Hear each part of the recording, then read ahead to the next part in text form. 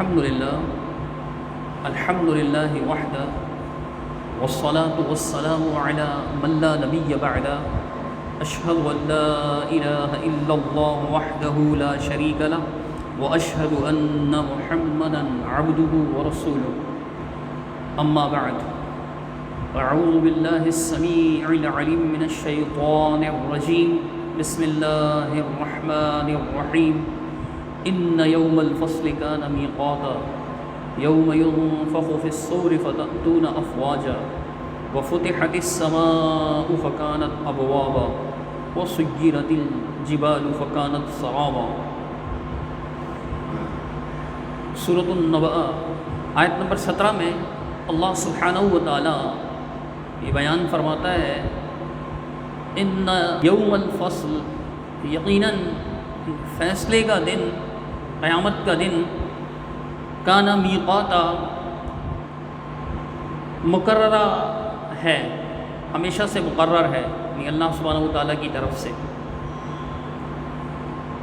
پچھلی آیات میں اللہ سبحانہ و تعالیٰ نے 10 انعامات کا تذکرہ کیا، نعمتوں کا تذکرہ کیا، اپنی وہ جو نعمتیں اللہ سبحانہ و تعالیٰ کی 10 ہیں وہ اللہ سبحانہ و تعالیٰ کی نشانیاں بھی ہیں. ان نشانیوں کا تذکرہ فرمایا آیت نمبر 6 تا 16 تک. جیسے اللہ تعالیٰ نے زمین کی مثال دی کہ زمین کو تمہارے لیے بچھونا بنایا، پہاڑوں کی مثال دی اللہ سبحانہ و تعالیٰ نے، اور تمہیں جوڑے جوڑے پیدا کیا، نیند کو تمہارے آرام کا سبب بنایا، رات کو تمہارے لیے لباس بنایا، دن کو تمہارے لیے ذریعہ معاش کا وقت بنایا، اور تمہارے اوپر 7 آسمان بنائے، اور ایک تپتا ہوا چراغ، حرارت والا گرم چراغ بنایا سورج، اور بادلوں سے پانی برسایا تمہارے لیے، دانے اگائے، کھیتیاں اگائیں اور باغات. ان سب چیزوں کا تذکرہ کرنے کے بعد اللہ سبحانہ و تعالیٰ نے قیامت کا ذکر کیا. اس سے ہمیں یہ معلوم ہوتا ہے کہ یہ ساری جو اللہ تعالیٰ کی نعمتیں ہیں، اور ان میں بڑی حکمت ہے، بڑی بڑی نشانیاں بھی اللہ سبحانہ تعالیٰ کی، یہ یوں ہی ابس نہیں پیدا کر دی گئی. اگر آخرت کا دن ہی نہ ہو، قیامت کا دن ہی نہ ہو، فیصلے کا دن ہی نہ ہو، تو جو نیکیاں کرتا رہا وہ ساری زندگی نیکیوں میں گزارتا رہا، اللہ کی فرما برداری کرتا رہا، اور ایک ایسا شخص کہ جس نے کہ پوری زندگی اللہ تعالیٰ کی فرما برداری نہیں کی، گناہ کے کام کرتا رہا، نافرمانی کرتا رہا، مرضی پر چلتا رہا، من کی دنیا پہ چلتا رہا، تو ان دونوں کا معاملہ اگر برابر ہوگا تو کیا مطلب یہ ساری کی ساری چیزیں جو اللہ تعالیٰ نے پیدا فرمائی یوں ہی بیکار ہیں، عبث ہیں، ان کا کوئی فائدہ نہیں. اسی مضمون کو اللہ سبحانہ و تعالیٰ نے سورۃ الجاثیہ میں اس طرح سے بیان فرمایا کہ ام حسب الذین اجترحوا السیئات ان نجعلہم کالذین آمنوا وعملوا الصالحات. جن لوگوں نے برائیوں کا ارتکاب کیا، گناہوں کا ارتکاب کیا، برے کاموں کا ارتکاب کیا، کیا وہ یہ گمان کرتے ہیں، کیا وہ یہ سمجھتے ہیں کہ نجعلہم کالذین آمنوا وعملوا الصالحات، ہم انہیں ایسے سمجھیں گے یا ایسے ان کے برابر کر دیں گے کہ جو لوگ ایمان لائے اور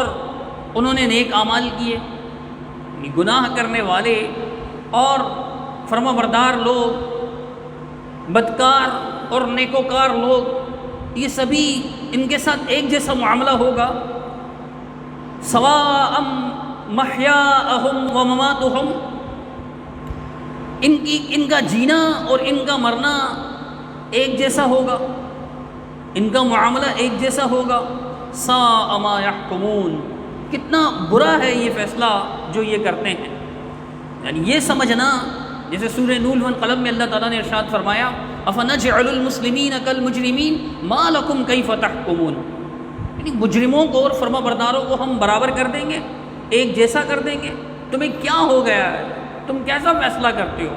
یعنی عقل میں بھی یہ بات نہیں آتی. تو یہ ساری نعمتیں ذکر کرنے کے بعد اللہ سبحانہ و تعالیٰ نے قیامت کا ذکر کیا، تو مطلب یہ ہے کہ جو بھی اعمال تم اس دنیا میں کرو گے اس کا بدلہ ہوگا. گناہگار اور نافرمان اور نیکوکار لوگ، ان کے ساتھ یکساں معاملہ نہیں ہوگا۔ اس کے بعد اللہ رب العالمین نے قیامت کی کچھ علامات بیان فرمائیں، قیامت کے کچھ معاملات بیان فرمائے۔ چنانچہ آیت نمبر 18 میں اللہ تعالیٰ نے ارشاد فرمایا کہ یوم ینفخ فی الصور فتأتون افواجا، یوم اس دن، ینفخ پھونکا جائے گا، فی الصور سور میں، یعنی سور پھونکا جائے گا، فتأتون افواجا تو تم چلے آؤ گے فوج در فوج، یعنی لشکروں کے لشکر اللہ کے حضور پیش ہوگے، اللہ کے سامنے پیش ہوگے، فیصلے کا دن ہوگا اور اس دن جزا و سزا کا معاملہ ہوگا، تو تم سب فوج در فوج اللہ کے پاس آؤ گے۔ اب یہاں جو ذکر ہے کہ یوم ینفخ فی الصور، سور پھونکا جائے گا، اس سور سے مراد جو ہے وہ دوسری سور ہے، دوسری پھونک ہے، دوسری بار سور کا پھونکنا ہے۔ چونکہ پہلی بار میں جب سور پھونکا جائے گا تو زمین پر جو کوئی بھی ہوگا وہ ان سب پر موت طاری ہو جائے گی، جو زندہ ہوگا اس وقت زمین و آسمان پر جہاں کہیں بھی اللہ کی مخلوق میں سے جو کوئی بھی زندہ ہے وہ سب کے سب اس سور پھونکنے کی وجہ سے ختم ہو جائیں گے۔ جیسا کہ اللہ سبحانہ و تعالیٰ نے سورۃ الزمر میں ارشاد فرمایا آیت نمبر 68 میں کہ وَنُفِخَ فِي الصُّورِ فَصَعِقَ مَن فِي السَّمَاوَاتِ وَمَن فِي الْأَرْضِ إِلَّا مَن شَاءَ اللَّهُ، جب سور پھونکا جائے گا تو زمین و آسمان میں جتنے بھی لوگ ہیں وہ سارے کے سارے بے ہوش ہو جائیں گے، سوائے اس کے کہ جو اللہ چاہے، جسے اللہ چاہے، یعنی اللہ جسے چاہے گا وہ نہیں ہوگا۔ یہ کون لوگ ہیں کہ جو پہلی سور پھونکے جانے کے بعد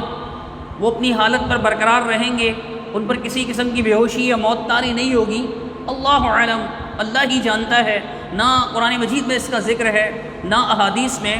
تو جو بات اللہ سبحانہ و تعالیٰ نے مطلق چھوڑ دی، اس کی تخصیص نہیں فرمائی، کسی دلیل سے اس کی تخصیص نہیں ہوتی، ہم اس کو عام چھوڑتے ہیں۔ البتہ آگے اللہ تعالیٰ نے فرمایا کہ ثم نفخ فیہ اخری، پھر دوبارہ سور پھونکا جائے گا، فَإِذَا هُمْ قِيَامٌ يَنظُرُونَ، پھر وہ کھڑے دیکھ رہے ہوں گے، یعنی دوسری بار کا جو سور پھونکنا ہوگا سب کے سب اللہ کے حضور کھڑے ہو جائیں گے اور دیکھنے لگیں گے۔ اس وقت اللہ رب العالمین نے فرمایا کہ وَأَشْرَقَتِ الْأَرْضُ بِنُورِ رَبِّهَا، اور یہ زمین جو ہے وہ اپنے رب کے نور سے چمک اٹھے گی، وَوُضِعَ الْكِتَابُ، اور نامہ اعمال رکھ دیا جائے گا، وَجِيءَ بِالنَّبِيِّينَ وَالشُّهَدَاءِ، اور انبیاء علیہ السلام اور شہداء کو سامنے لایا جائے گا، وَقُضِيَ بَيْنَهُم بِالْحَقِّ وَهُمْ لَا يُظْلَمُونَ، اور حق کے ساتھ ان کے درمیان فیصلہ کر دیا جائے گا، چونکہ یہ فیصلے کا دن ہے، حق کے ساتھ ان کے درمیان فیصلہ کر دیا جائے گا، ہر ایک کو اس کے اعمال کی جزا ملے گی، اور ان پر کسی قسم کا کوئی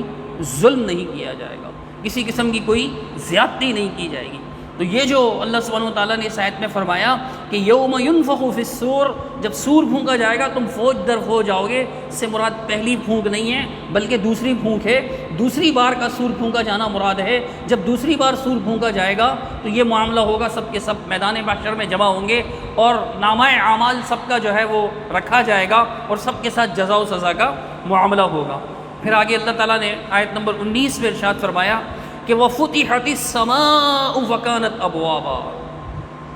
آسمان کھول دیے جائیں گے اور پھر آسمان دروازے دروازے ہو جائے گا، یعنی قیامت کے دن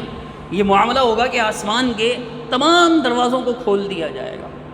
اس آیت کا یہ مطلب نہیں ہے کہ قیامت ہی کے دن آسمان کے دروازے ہوں گے، بلکہ قرآن مجید کی آیات سے ہی معلوم ہوتا ہے کہ ابھی بھی آسمان کے دروازے موجود ہیں، اور احادیث تو بہت زیادہ ہیں اس پر، جیسے حدیث معراج بھی ہے، اور رسول اللہ صلی اللہ علیہ وسلم کا یہ فرمان کہ جب کوئی شخص وضو کرنے کے بعد شہادتین کہتا ہے، کلمہ شہادت پڑھتا ہے، تو اللہ کے رسول صلی اللہ علیہ وسلم نے فرمایا ہے کہ فتحت لہو ابواب الجنہ، وہاں جنت کے دروازوں کا ذکر ہے کہ جنت کے 8 دروازے اس کے لیے کھول دیے جاتے ہیں۔ مطلب احادیث میں بھی آسمان کے دروازوں کا ذکر ہے، حدیث معراج میں ہے، رسول اللہ صلی اللہ علیہ وسلم جب پہلے آسمان پر تشریف لے گئے، دروازہ کھولنے والے نے پوچھا، جب دستک دی گئی پوچھا کہ کون آئے، کہا محمد صلی اللہ علیہ وسلم آئے ہیں یا بلائے گئے، کہا بلائے گئے، جبریل علیہ السلام ساتھ تھے۔ آسمان کے دروازے، اور قرآن مجید میں بھی ہے، سورہ اعراف میں اللہ رب العالمین نے ارشاد فرمایا کہ ان الذین کذبوا بآیاتنا واستکبروا عنها، وہ لوگ، بے شک وہ لوگ جنہوں نے ہماری آیات کو جھٹلایا، کا انکار کیا، ان کو جھوٹ قرار دیا، ان آیات کو، ان نشانیوں کو جھوٹ قرار دیا، ان کی تکذیب کی اور اس سے تکبر کیا، لا تفتح لهم ابواب السماء، ان کے لیے آسمان کے دروازے نہیں کھولے جائیں گے، ان کے لیے آسمان کے دروازے نہیں کھولے جائیں گے، ولا يدخلون الجنة حتى يلج الجمل في سم الخياط، فرمایا ان کے لیے آسمان کے دروازے نہیں کھولے جائیں گے یہاں تک کہ اونٹ جو ہے وہ سوئی کے ناکے سے گزر جائے۔ اب سوئی کا بڑا معمولی سا سوراخ ہوتا ہے، اس سے تو ایک ناخن گزارنا بڑا مشکل ہوتا ہے، اور یہ اللہ سبحانہ و تعالیٰ نے جو بات بیان فرمائی یہ ہمارے اعتبار سے، اللہ کے اعتبار سے نہیں ہے۔ اللہ سبحانہ و تعالیٰ تو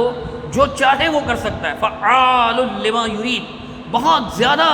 اپنے ارادے پر قدرت رکھنے والا ہے، بہت زیادہ اللہ سبحانہ و تعالیٰ اپنے ارادے پر قدرت رکھنے والا ہے، یعنی جو چاہے اللہ سبحانہ و تعالیٰ کر سکتا ہے۔ ان اللہ علی کل شیء قدیر، اللہ تعالیٰ تو ہر چیز پر قدرت رکھنے والا ہے۔ یہ ہمارے اعتبار سے ہے کہ اگر ہم میں سے کوئی شخص یہ چاہے کہ سوئی کے ناگے سے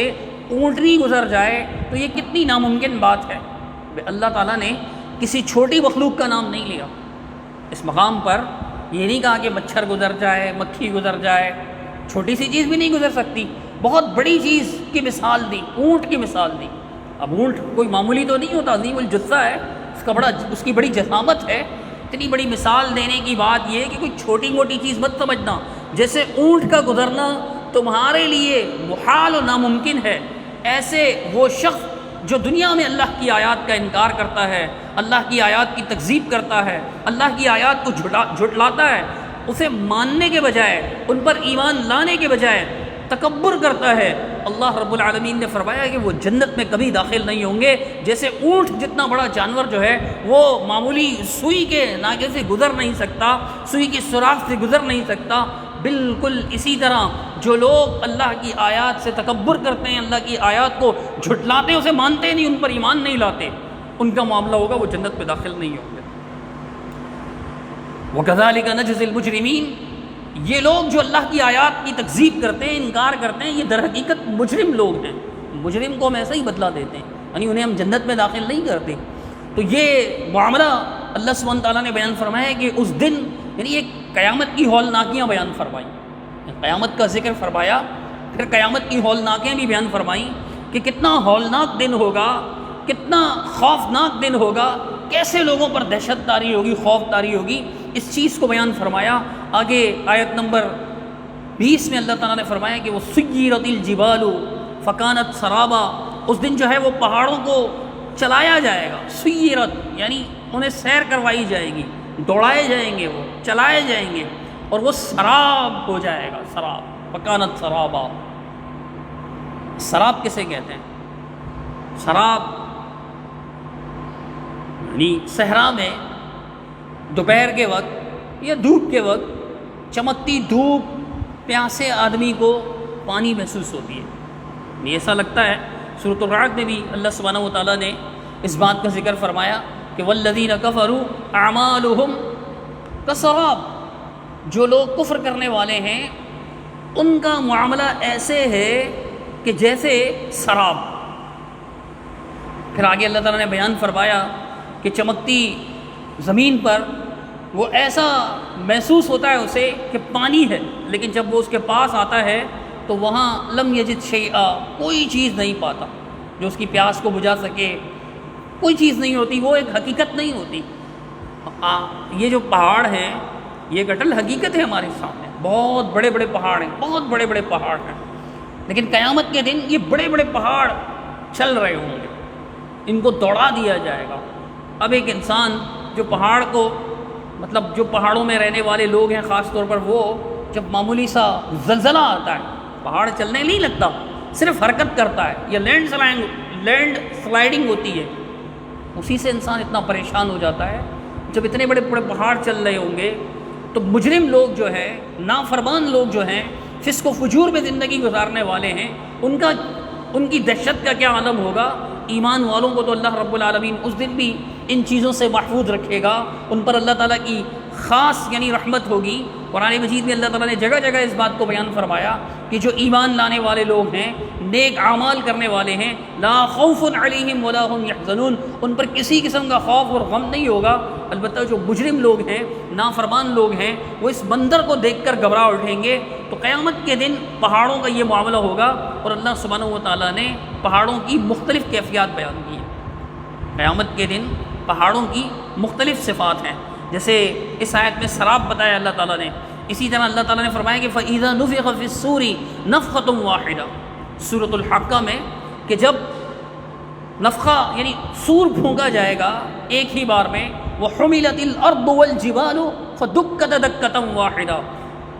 پہاڑ اور زمین ان دونوں کو اٹھا کر کے، پہاڑوں کو اور زمین کو اٹھا کر کے ایک ہی بار میں ٹکرا دیا جائے گا، اور ٹکڑے ٹکڑے ہو جائیں گے، ان کو ٹکرا دیا جائے گا آپس میں، یہ ٹکڑے ٹکڑے ہو جائیں گے۔ اور سورہ مزمل میں اللہ تعالیٰ نے اس کی مثال گری ہوئی ریت سے بیان کی، فرمایا وَكَانَتِ الْجِبَالُ كَثِيبًا مَهِيلًا، اور اس دن جو ہے پہاڑ گری ہوئی ریت کے ٹیلے کی طرح ہو جائے گی۔ ریت کو گرایا جائے تو اس کا ایک ٹیلا سا بن جاتا ہے، حقیقت میں تو وہ ایسا لگ رہا ہوتا ہے کہ شاید یعنی کہ یہ کوئی اونچی چیز ہے، لیکن بندہ اگر اس پر قدم رکھے چڑھ جائے تو وہ دھنستا چلا جاتا ہے اندر، چونکہ وہ بالکل بھربھری ہوتی ہے، اس طرح وہ بھربھری ریت کی طرح ہو جائے گی، یعنی بالکل گرائی ہوئی ریت کے ٹیلے کی طرح ہو جائے گی، اس کے اندر کسی قسم کی مضبوطی نہیں ہوگی۔ یہ پہاڑوں کی کیفیت ہوگی۔ آج تو پہاڑوں پر لوگ بلڈنگیں بھی بنا دیتے ہیں، چڑھ بھی جاتے ہیں، تفریح بھی کر رہے ہوتے ہیں، بڑے بڑے درخت بھی ہوتے ہیں، جانور بھی گھوم رہے ہوتے ہیں، لیکن اس دن پہاڑوں کی یہ کیفیت نہیں ہوگی، وہ بالکل بھربھری ہو جائے گی۔ اور اسی طرح اللہ تعالیٰ نے سورۃ القاریہ میں ارشاد فرمایا کہ وَتَكُونُ الْجِبَالُ كَالْعِهْنِ الْمَنْفُوشِ، یہ پہاڑ جو ہے وہ دھرکی ہوئی رنگین اون کی مانند ہو جائیں گے۔ یہ پہاڑوں کی کیفیت ہیں، اللہ تعالیٰ نے بیان فرمایا۔ اور یہ بھی فرمایا کہ سورۃ الواقعہ میں اللہ تعالیٰ نے کہ وَبُسَّتِ الْجِبَالُ بَسًّا، اس دن پہاڑ جو ہے وہ ریزہ ریزہ ہو جائیں گے، فَكَانَتْ هَبَاءً مُنبَثًّا، وہ پھیلے ہوئے غبار کی مانند ہو جائیں گے۔ پہاڑ ریزہ ریزہ ہو جائیں گے اور وہ پھیلے ہوئے غبار کی طرح ہو جائیں گے۔ اسی طرح سورہ طٰہٰ میں اللہ تعالیٰ نے فرمایا کہ وَيَسْأَلُونَكَ عَنِ الْجِبَالِ، یہ آپ سے پہاڑوں کے بارے میں پوچھتے ہیں، آپ انہیں بتائیے فَقُلْ يَنْسِفُهَا رَبِّي نَسْفًا، میرا رب ان کو بکھیر کر رکھ دے گا، پوری طرح سے بکھیر کر رکھ دے گا۔ اللہ سبحانہ و تعالیٰ نے پہاڑ کی مختلف کیفیت بیان فرمائی، پھر آگے اللہ تعالیٰ نے فرمایا کہ فَيَذَرُهَا قَاعًا صَفْصَفًا، پھر اس دن اللہ تعالیٰ اس کو چٹیل میدان کی طرح کر دے گا، لا ترى فيها عوجا ولا امتا، فرمایا کہ اس دن پھر تم پہاڑوں میں، یہ زمین پر کسی قسم کی کجی، اونچائی نیچائی ٹیڑھ نہیں دیکھو گے، بالکل برابر ہوگی، کسی قسم کی بلندی نہیں ہوگی اس پر، بالکل ہموار ایک جیسی ہوگی، بالکل